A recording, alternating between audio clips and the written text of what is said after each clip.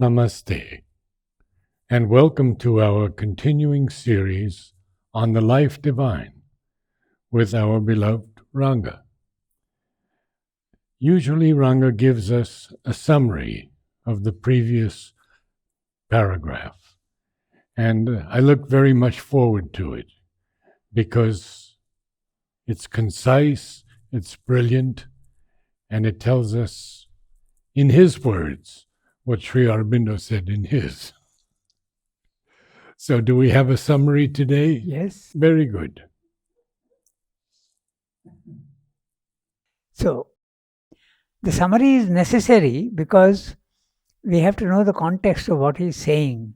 Life Divine is 1,000 pages. So, we are in the middle of it. We are not beginning. So, we need to know the context. That's why. So, he is, very briefly, he is discussing the changes that occur when you look at reality from different stages, from different ascending heights. It's very similar to what you see in the physical world. If you are at the foot of a mountain, you see only 10, 20, 30 meters around you. You can maybe see 100 meters. But if you keep climbing and go to the top, you'll able to see 20 miles all around you.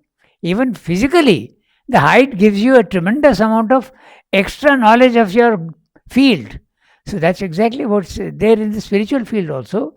If your consciousness, you raise the consciousness from one level to another level, you start seeing things differently.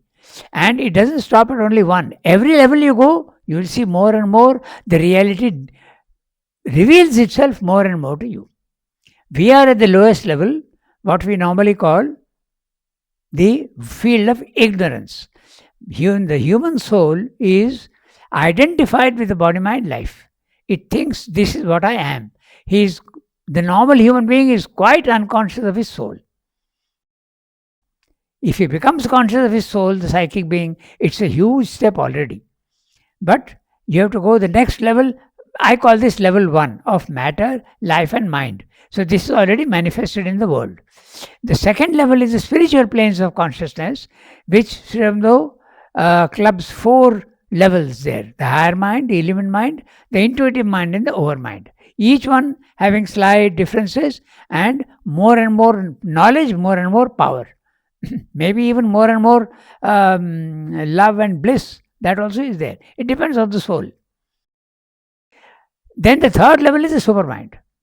The supermind is where there are no contradictions, there are no problems arising in your mind. You see everything. The totality of all reality is there. No morality, no sin. No, nothing. So as you keep coming down, the reality starts becoming less and less. It starts changing. So until finally we think that the physical world is real, but it is not real in that sense. It's a temporal reality. It is there in time and space. It is born and it dies. Everything in the physical world is born and dies. Not a single thing is permanently stabilized in the physical world. The universe itself is permanent. But the forms in the universe are not permanent at all. So impermanency, transience is the nature of the physical world. And when you rise, you see that they are only forms. They are not the reality. The reality is the sea. We see the waves here, and the wave rises and disappears after some time. And this we see very clearly when you rise to the second level, and therefore you say the wave is not real. It is born, it comes to a certain extent and extinguishes itself. So this is the nature of the physical world. The spiritual world, you start seeing different things, and when you go to the highest level, you see altogether different. That's why the chapter is called Brahman Purusha Ishvara. Brahman, the infinite, eternal, stable, immutable, infinite, eternal, immutable, featureless reality is the Brahman. You can't describe it in any way, but it is absolutely real.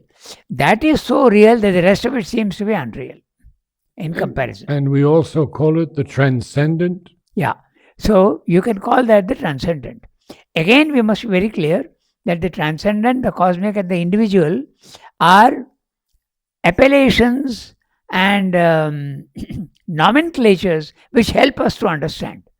But there is a percolation of all these three into each other. That flexibility is there. We must understand that. Okay, so I'll read the summary of what he said in the previous para, and then we will go on to the para that we have to read today.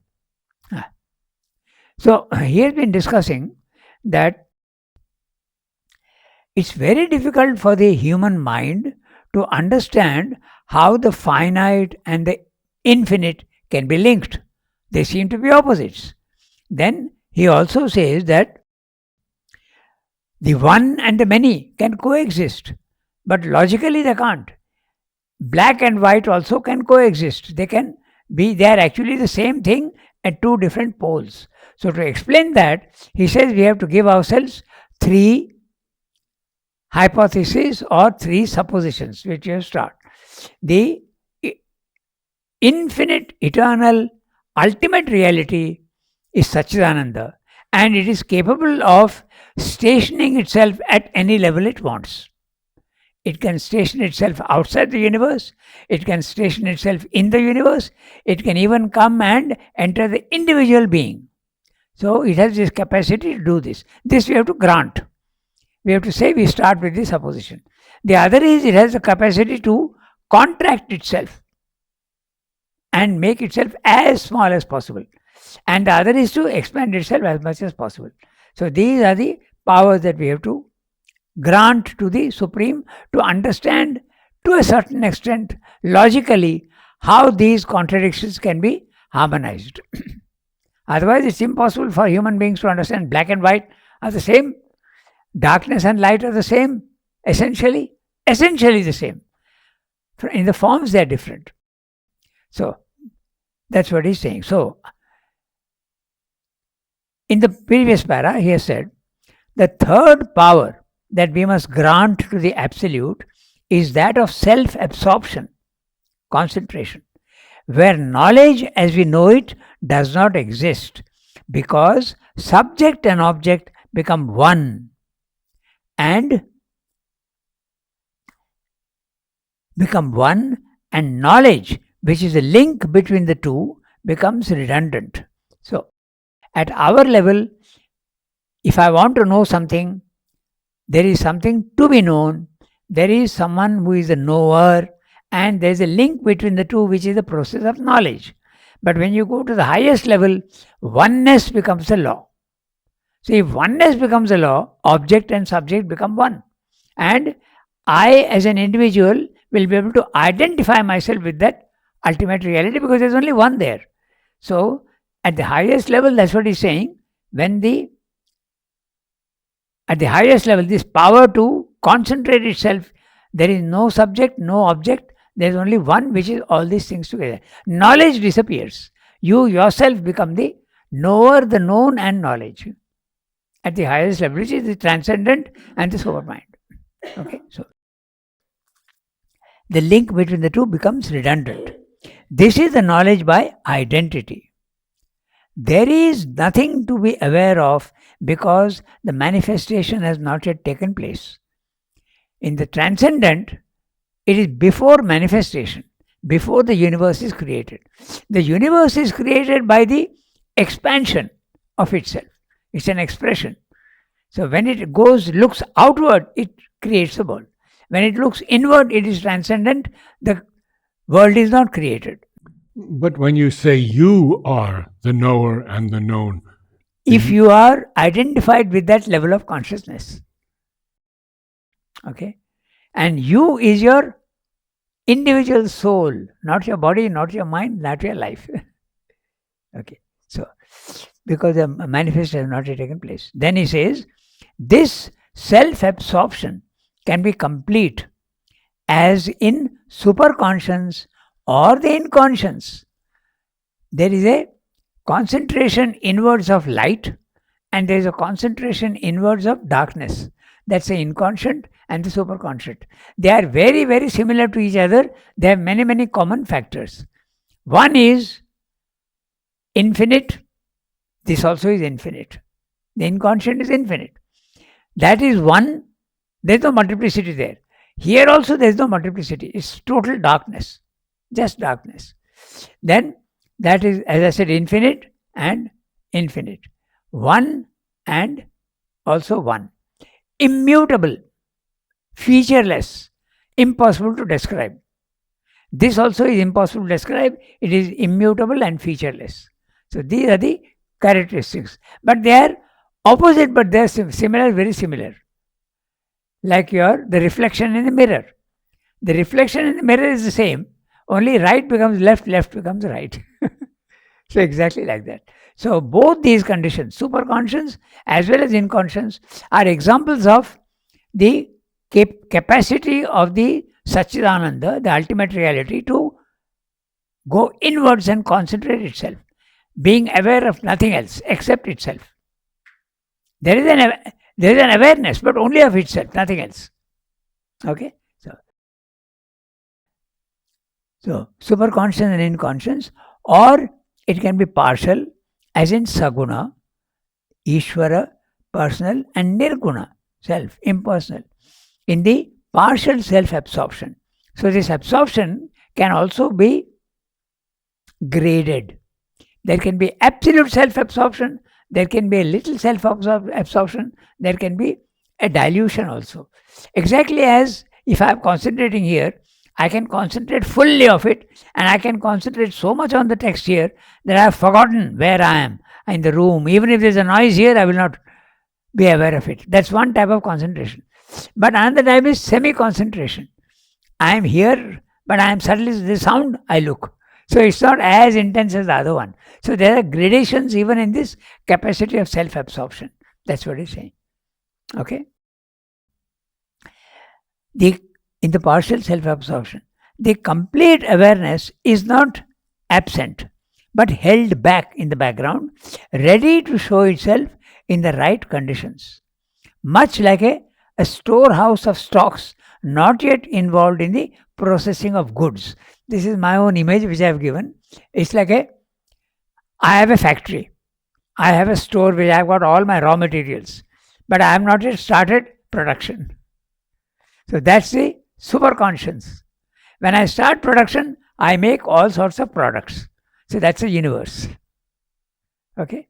So just like that. That's what he's saying. These three powers taken together can explain the mysterious ways of the divine Maya. We again go back to the word Maya is bandied about very freely, but you have to understand exactly what it is. Maya is coming from the root ma in Sanskrit, which means to measure, to delimit. Okay? There is, and in fact, all our Indian languages, we have the word mapa. Mapa means to measure. So when you measure the infinite and make it small, you can make a form. So the power of the Supreme to create the world is to delimit and make a form.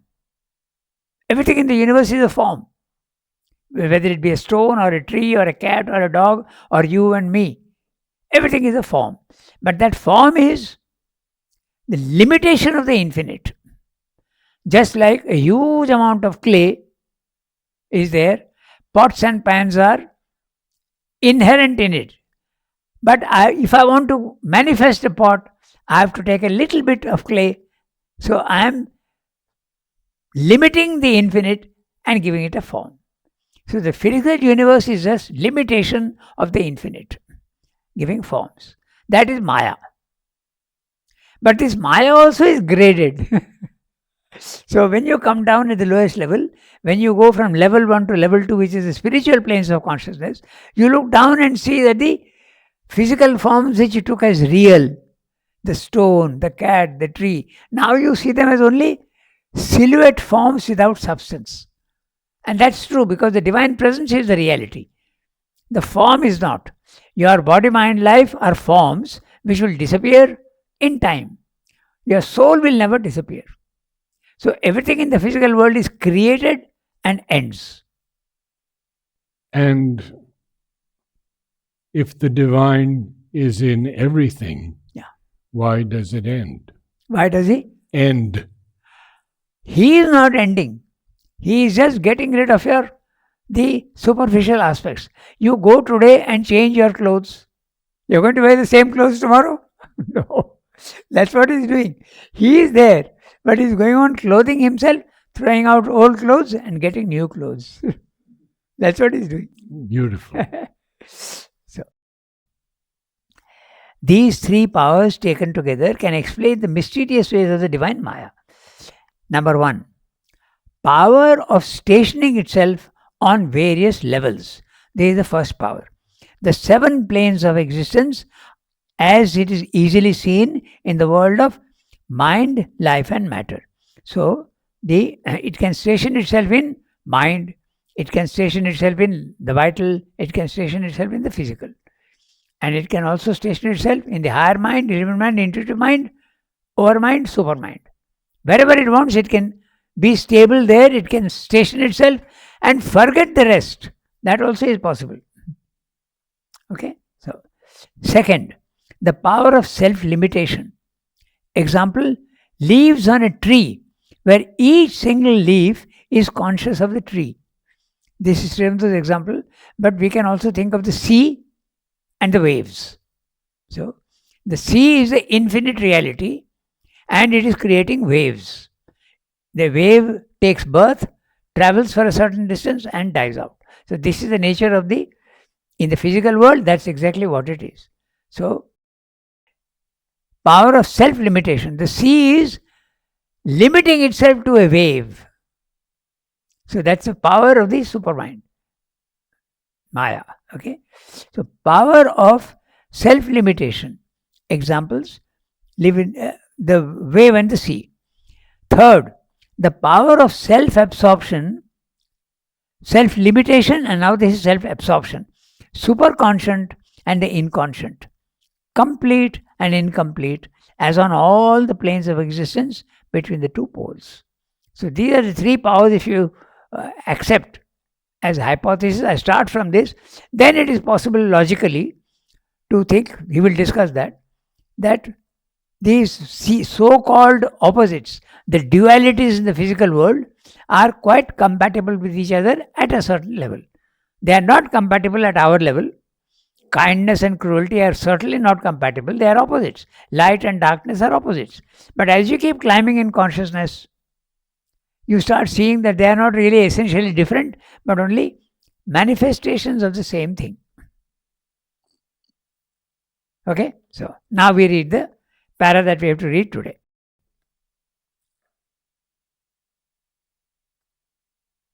This throws light, incidentally, on the opposition made by our minds between pure consciousness, pure existence, pure bliss, and the abundant activity, the manifold application, the endless vicissitudes of being, consciousness, and delight of being that takes place in the universe.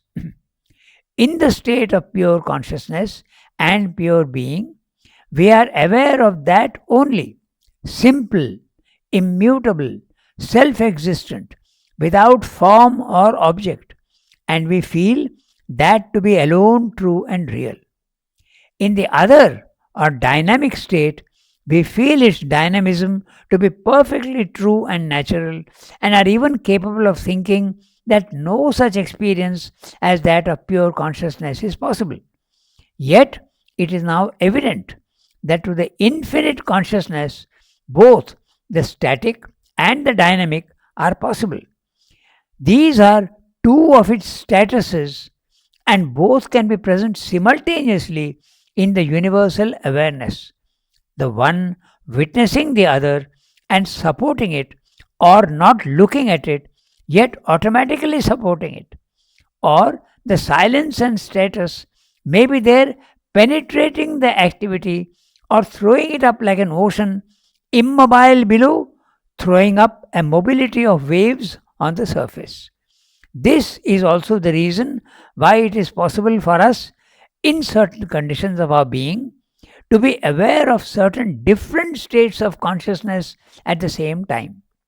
There is a state of being, experienced in yoga, in which we become a double consciousness, one on the surface, small, active, ignorant, swayed by thoughts and feelings, grief and joy, and all kinds of reactions, the other within, calm, vast, equal, observing the surface being with an immovable detachment or indulgence, or it may be acting upon its agitation to quiet, enlarge, transform it. So too, we can rise to a consciousness above and observe the various parts of our being, inner and outer, mental, vital, and physical, and the subconscious below all, and act upon one or other or the whole from that higher status. It is possible also to go down from that height or from any height into any of these lower states and take its limited light or its obscurity as our place of working, while the rest that we are is either temporarily put away or put behind, or else kept as a field of reference from which we can get support, sanction, or light and influence, or as a status into which we can ascend or recede, and from it observe the inferior movements. Or we can plunge into trance, get within ourselves, and be conscious there while all outward things are excluded. Or we can go beyond even this inner awareness and lose ourselves in some deeper other consciousness or some high superconscious. There is also a pervading equal consciousness into which we can enter and see all ourselves with one enveloping glance, or omnipresent awareness, one and indivisible.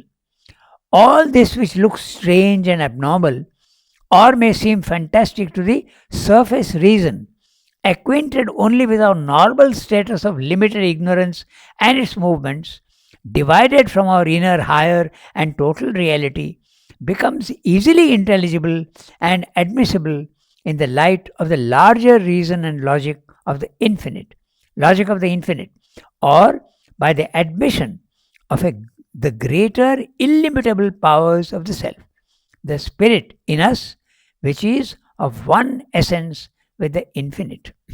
This whole para is actually, he is describing the spiritual experience. We can stand and be aware of all these planes at the same time. That's what he's explaining. It's very interesting how different people can have different spiritual experiences. Is it the witness consciousness? That's right. That is one of them. But that witness consciousness can do all sorts of things. It can be aware only of itself. It can be aware of itself and the world. It can be aware also of entering into the world and trying to change. So we'll discuss all this. The yogi can do so many things. So we'll look at each one and see what he's saying, and we'll try and give examples also of these states of consciousness that he's talking about. Okay, it's a very interesting paragraph. Actually, it's more yoga than philosophy here. But he has given you the philosophical background first, that the supreme reality can station itself anywhere. It can limit itself. It can absorb itself. So these three powers, you can experience, a yogi can experience all of them, one by one. And when you experience that, what happens? That's what he's explaining. So let's look at each sentence. This throws light incidentally on the opposition made by our minds between pure consciousness, pure existence, pure bliss, and the abundant activity, the manifold application, the endless vicissitudes of being, consciousness and delight of being that takes place in the universe. So, level 1, multiplicity. Our normal consciousness here, matter, life and mind. This is level 1. Okay, we are ignorant, we see the many and we think it is all true and real. This is what we think. We are not even aware of the other planes of consciousness. Level 2, your soul or your consciousness Some philosophies make a difference between soul and consciousness. Some philosophies don't. They say soul is consciousness. Some say soul has consciousness. So that's a question of words. Okay, so we won't go into that. But your soul or consciousness can escape from the prison of body, mind, life. You are in level 2. And when you are in level 2, you see oneness. You see the opposite of what you are seeing in the level 1. Okay. So this is what he's saying. Is this capacity of the Supreme to make different levels and go into different conditions explains why we see this difference. That's what he's saying. This throws light, incidentally, on the opposition made by our minds between pure consciousness, pure existence, pure bliss, and abundant activity. So, pure consciousness, pure existence, pure bliss is level 2, spiritual planes of consciousness. Now, let's look very carefully at what he's saying. Pure consciousness, awareness. Sat. Sat. Sat. Existence, Sat. Yeah, Sat. Chit. That's right. So, but this consciousness is a substance that we have to understand. It's not something abstract. It is like a stone which is conscious of itself. But the stone is gross. Pure consciousness is the subtlest substance. And he uses the word existence for the subtlest of substance. Yes. We all have an idea that the divine is vague and without substance. It is airy fairy. No, it's a substance. It's a subtle substance. And that subtle substance starts becoming grosser and grosser and grosser and grossest. Where? In matter, there's something even more gross. In the inconscient. But it's still the divine. Yes. Yes, because that capacity, he has to go anywhere he wants. Okay. So we think of matter, there is consciousness and force in it. We know that. Because now we know how to extract power from matter. So there is a power. And if power is there, automatically consciousness is there. Because they are all the same. Sat is substance, Chit is consciousness, Shakti is power, and bliss. They are all the same at the highest level. But when they come down, the principle of one becoming the many applies, and you see that they are all different. You can have substance without consciousness. You can have consciousness without bliss. You can have consciousness without power also. And you can have only power without consciousness. All these things are possible here. So, in the matter of the body, when Mother was working on the transformation of the cells, Yes, she said there was a mind of the cells. that's right. Everything is there. Because, as I said, each one is involved in the other. It is only limiting itself. In the supermind, the possibility of matter, life and mind is there. Just like the seed contains the tree, but is not yet manifesting it. So the seed contains the tree. Leaves, fruits, flowers are there in the seed. The seed is the supermind. It has the capacity to produce all these things. So Mother is working on the cells of her body because she has to bring down the divine consciousness into her own cells. We can go into another, but it will take 10-15 minutes again to explain what she was doing. Okay. It would be good. Okay. Then I'll start from the other side. Okay. I'll start from matter. In evolution, matter was the only thing for a long time. At some point, we don't know exactly when, but life emerged from matter. Okay. So life emerged. So what is life?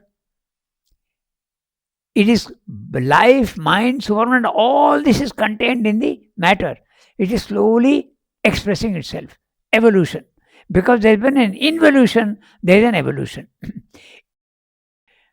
Nothing can come out of nothing, is a principle. But if something is there hidden, it can come out. And even in the darkness, what is darkness? It is light compressed.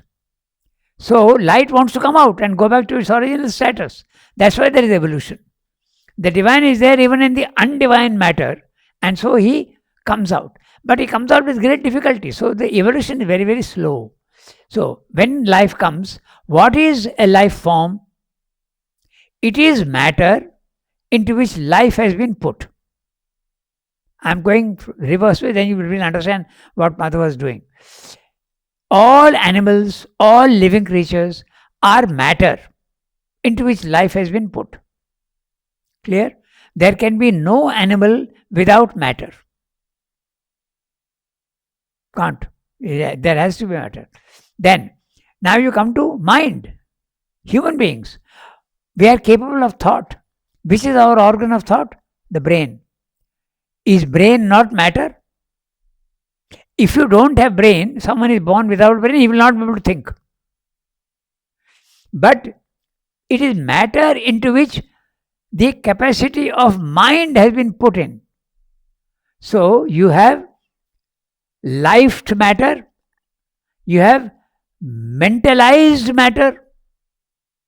Matter is changing and becoming something more and more gross. When you go to the spiritual mind, spiritual level, it is spirit which has entered into matter. Now what is Mother doing? She is trying to go one more step and she is trying to put spirit into matter. That has not yet been done. Maximum we have gone up to the second level, spirit has been put into matter. But Mother wants supermind to go into matter. That's why she is working on her cell. That has not yet been done. So that will be the supramental substance when that happens. She did say that she had transformed certain cells. Oh yes, partially the work was done. But Srivada says that it has to be done on a large scale for its effect to take place. If one person does it, it may not have the power to transform on a large scale. But can it not transmute to others? Yes, that is the evolution that is taking place. That's what will happen. So that's what she was doing. So okay, so we have pure consciousness, pure existence. When Srivada uses the word existence, he means subtlest of substance.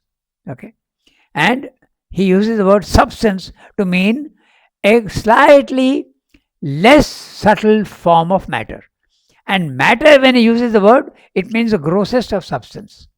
So matter, substance and existence is all the same in 3 different grades. So that's why we have to understand the word that he's using and picture it. Then it becomes... otherwise, existence is a very... it's difficult to imagine what is existence. Okay, so pure bliss and abundant activity, the manifold application, the endless vicissitudes of being. The vicissitude, the word means the ups and downs of life.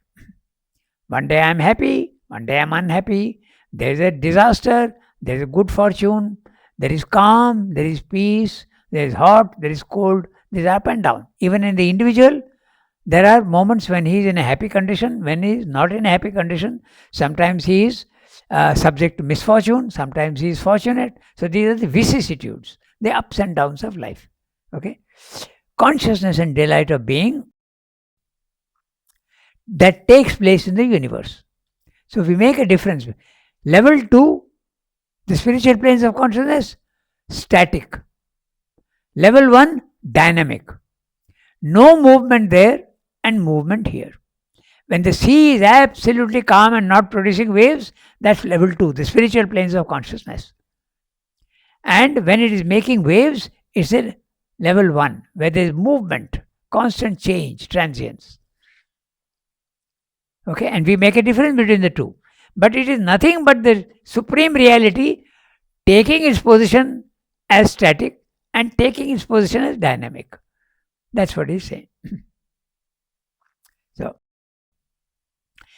in that state of pure consciousness and pure being, we are aware of that only, simple, immutable, self-existent, without form or object, and we feel that to be alone true and real. This is the experience of the self. When you go to the level 2, when you go out of your body, mind, life and experience you can call it the nirvana, you can call it the self, you can call it Atman, you can call it Brahman, whatever you want. These are all different words. And what are its characteristics? Oneness, featurelessness, no features, infinity, eternity, and immutable, no movement. This is what you experience at level 2. So this is what he's saying. You become the witness, you're watching, so that will come a little later. But this is the consciousness that he's talking about. Okay, we can enter into that consciousness. This is what Buddha experienced. This is what Srivada experienced in Baroda. This is what all the Jnana Yogins in India, they are trying to reach that self. They'll be very happy with reaching that self, because you see the reality and you see the physical world as illusion, something transient. Okay, without form or object, and we feel that to be alone true and real. In the other or dynamic state, we feel its dynamism to be perfectly true and natural, and are even capable of thinking that no such experience as that of pure consciousness is possible. This is a perfect description of the materialist.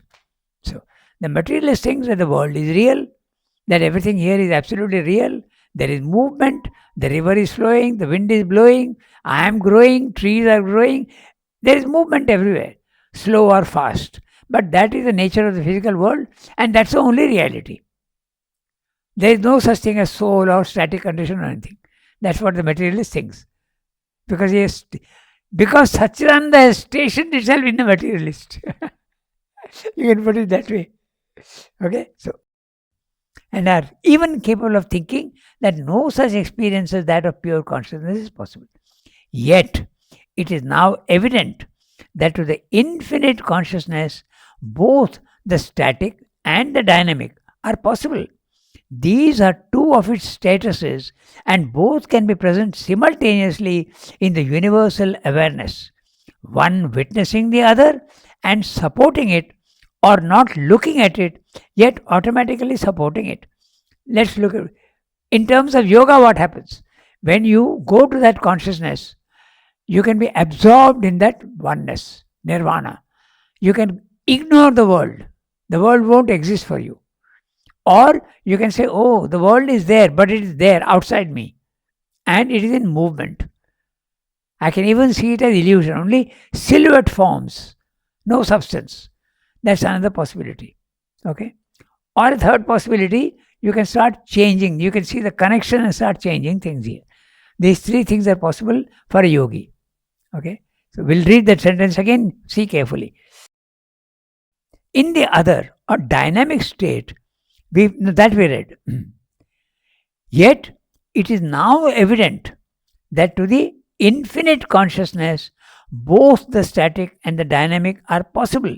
These are two of its statuses, and both can be present simultaneously in the universal awareness.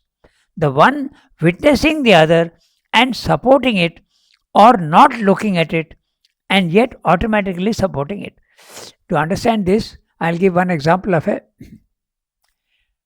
I read this in a book. There is a lot of research going on in all these things in America and other places. They're starting from the bottom. In India, we start from the top. Okay, but here there is a case where a man is going in a car. He has an accident. Okay, and his being comes out of his body. Sorry, not a car. He is on a motorbike. Okay, and his body falls down on the road. Now he sees something very strange. He sees that he is seeing his own body. He is outside his body, but seeing his body. But he also sees that part of it is in the body. So his consciousness has split. So he is up here. So you can be in level 2. You can be in the nirvana consciousness. But there is a link also to the physical world, which you can see or need not see or don't want to see. When you are in that nirvana consciousness, you can be so absorbed in it, I don't want anything else. Oh, the world, it is transient and unreal. I don't want to have anything to do with it. I am very happy with the liberation. This is possible. But You can also be aware, oh, the physical world is there, okay, but it is outside me. I am not affected by it. So you are witnessing it. You are not affected by what's happening. Even in your body, mind, life, what's happening, you are not affected. The mind is thinking, the vital is having emotions, the body is also moving and doing everything like a robot, but you are not doing anything. You are just watching. Can you elaborate on one can change it? Yes, that's the thing. Now, but you can enter into a cosmic consciousness, Swamdo says. So you can enter into the nirvana consciousness, or in level 2, you can also go into a cosmic consciousness.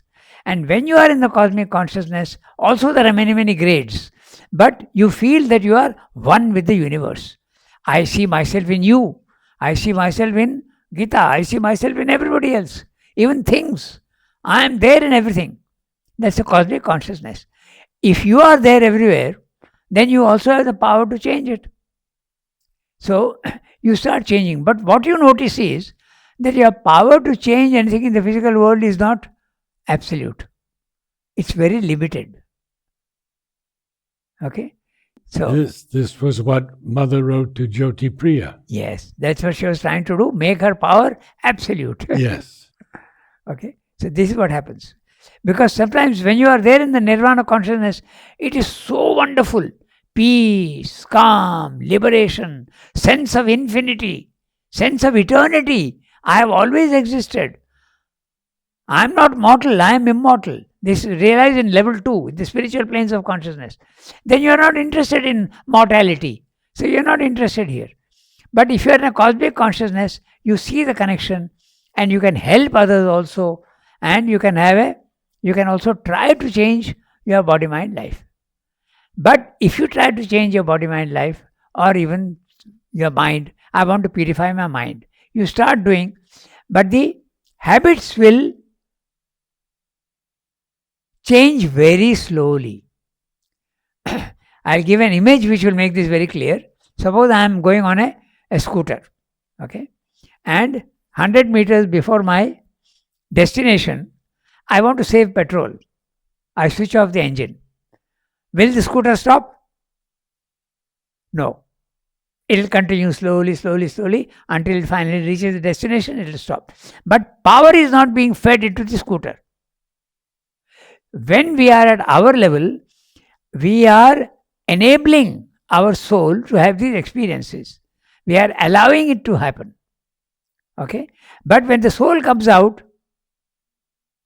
if it says, I stop the power, I myself have permitted the habits of my mind, life and body, but now I don't want that to happen, you are switching off the engine. Then the habits in the body, mind, life will slowly disappear, but very slowly. It's exactly like the scooter losing its power. The permission to continue with your habit of anger or greed is switched off. Then it will slowly die out. It's a very slow process and it is also not perfect, but it can die out. So an influence is possible. That's what Swami is saying. All these things are possible. You can concentrate only on level 2 in the Brahman consciousness, or you can be in the cosmic consciousness. You can be in both places at the same time. You are conscious of this and you are conscious of that. Or you can also have an effect in the physical world.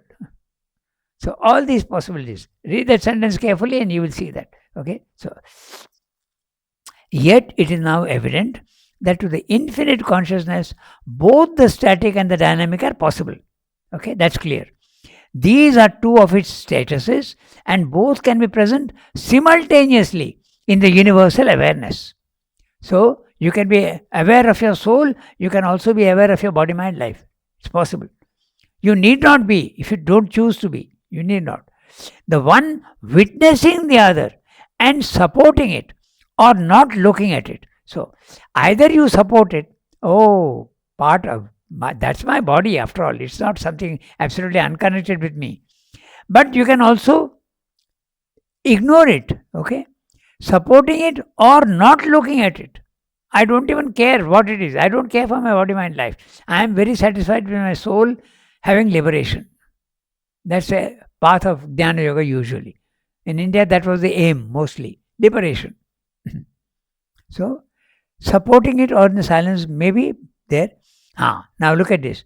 Or the silence and status may be there, penetrating the activity or throwing it up like an ocean immobile below, throwing up a mobility of waves on its surface. So some amount of power is there also on in the body mind life. That's what he's saying. See, penetrating the activity. Your consciousness which is up there, it can penetrate the activity means in the physical world and change conditions, but very slowly. It can't do it fast.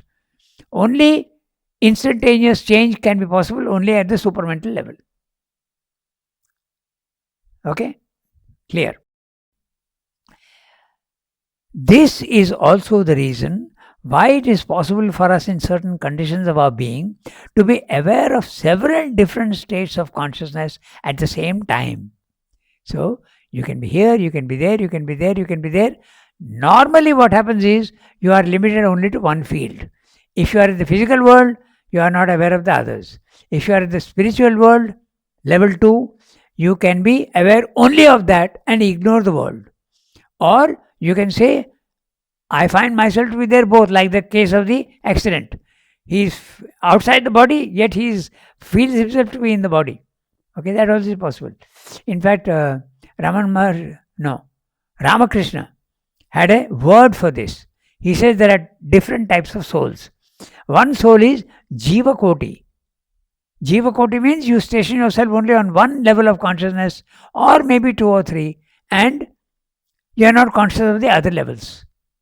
But there is an Ishvara Koti who is capable of stationing himself anywhere he wants and be conscious of all the planes. So there is a difference. That's what I'm describing here also. This is the reason why it's possible for us in certain conditions of our being to be aware of several different states of consciousness at the same time. There is a state of being experienced in yoga in which you become a double consciousness. Okay? A double consciousness.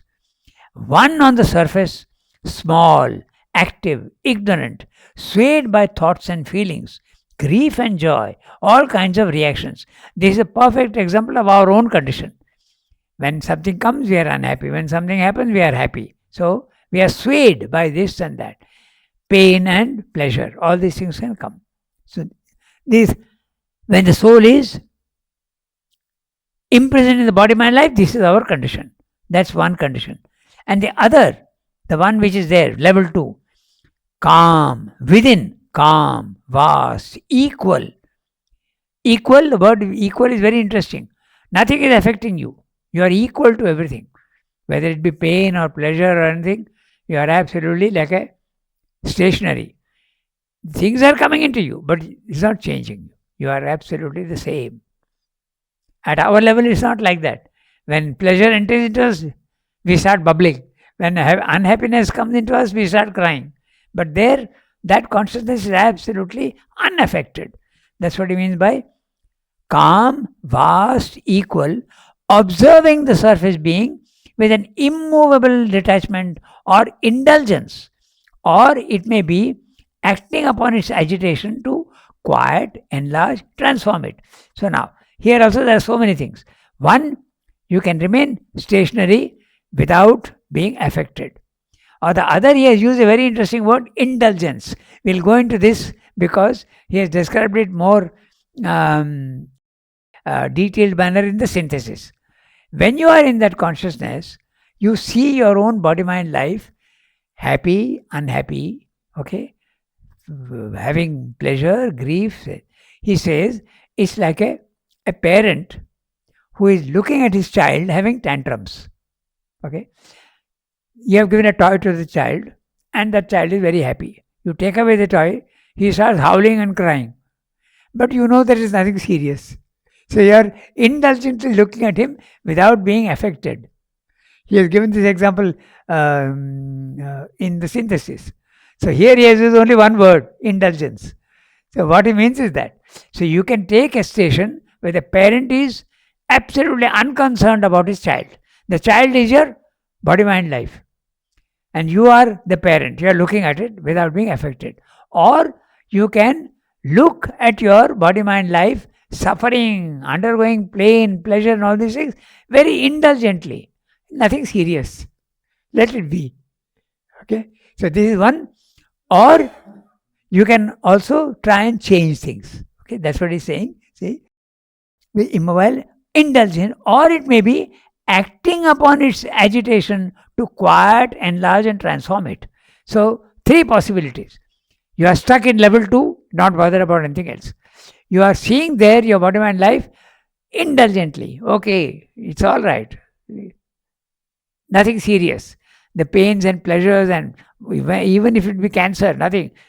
Not bothering, nothing serious. That's for the second.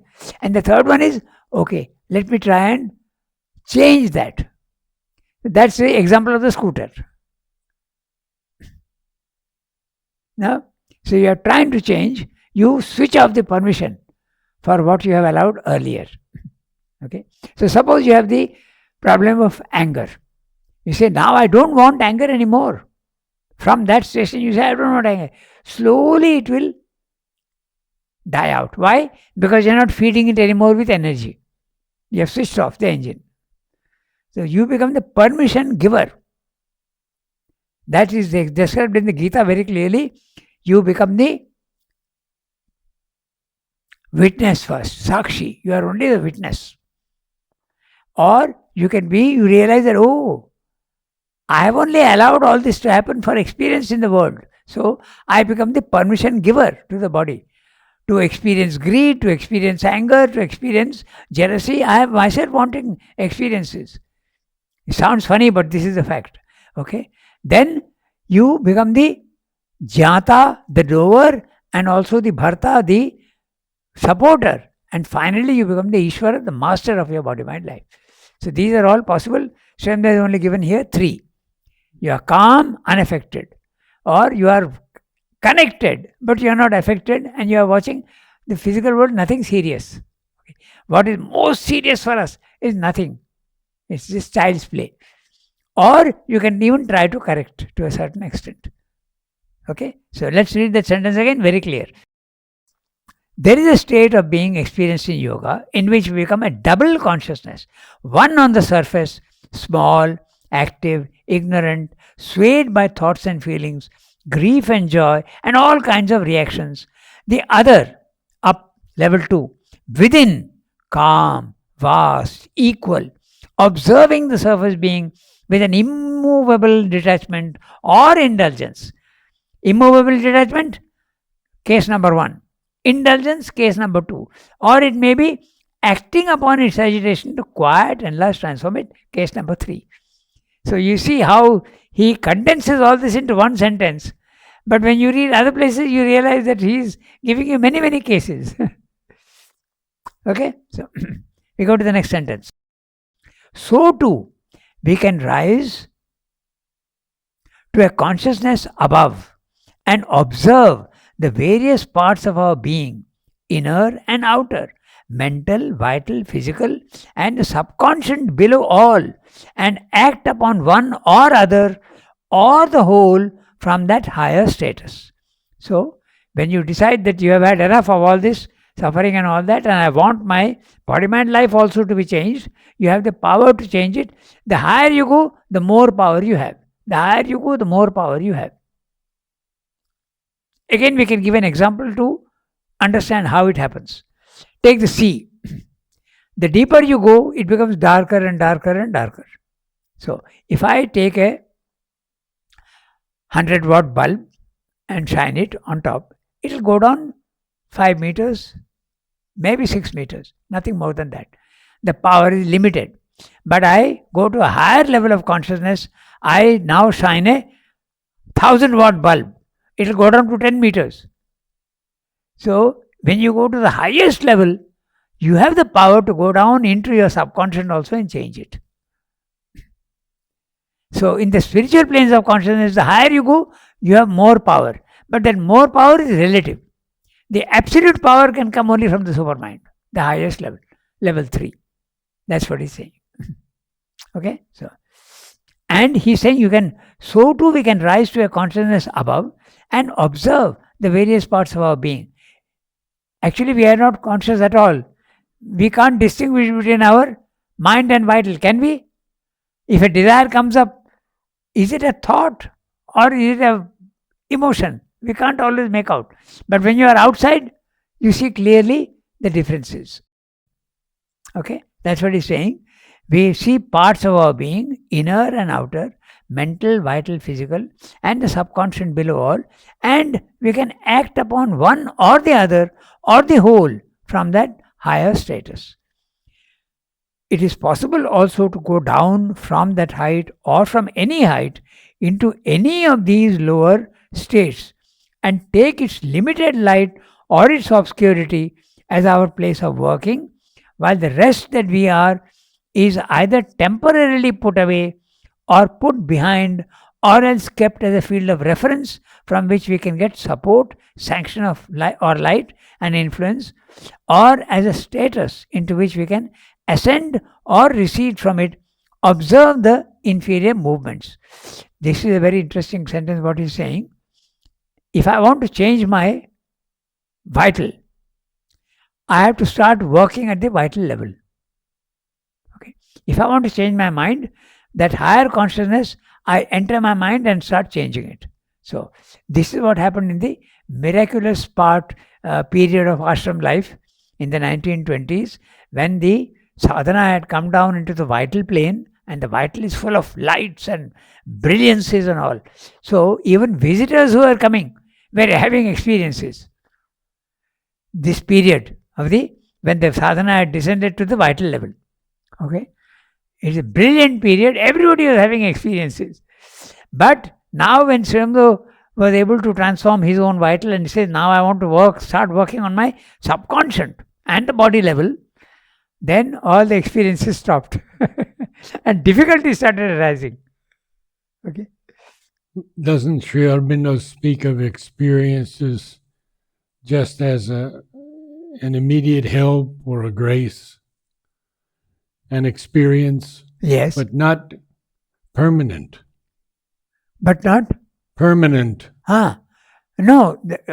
When you go to level 2, you have some power to help the others. Mm-hmm. You definitely have. In fact, that's how Madhava and Srimad were doing.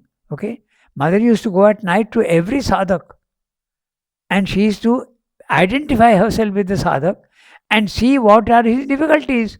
And now his difficulties are her difficulties, and she has the power to change them. That's what she was doing all the time. But the person, will he be able to keep permanently this change? No. Because that's exactly what happened with, I'm bringing in Paul Richard because he was a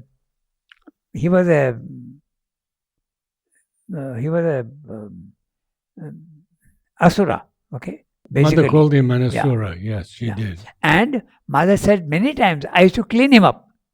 But again, he will fall back into his dirt. So it depends on you. She has the power to clean you up. But are you receptive to that? Or you want your old habits to come back? That's the thing. Yes.